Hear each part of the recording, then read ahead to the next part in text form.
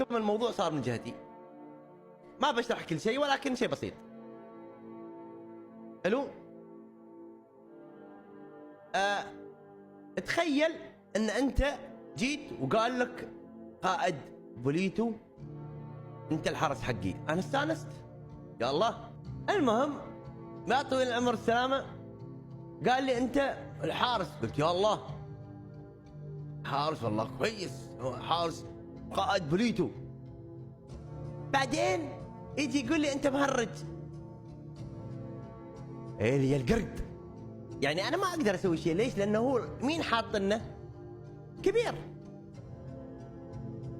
حلو ان انا جايبينك عشان تضحكني، اشتغل عندك انا. يلا ما عليه مشيناها. ولكن في نفس الوقت صباح النور يا خليلو، ولكن يا اخي انا محطوط تحت ضغط. اصابتي اعضائي بينعدمون.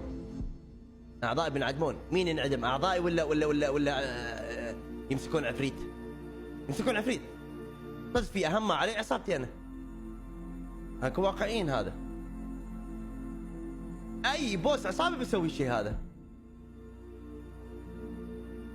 اي سبحان الله اعضائكم والله لو مسوينها عفريت وسلمني انا، يا الله يا عفريت والله انك اسطوره، اسطورتنا عفريت، سلمتك اسبر يا الله فكيتنا منه. لكن انا لا يا الغدار.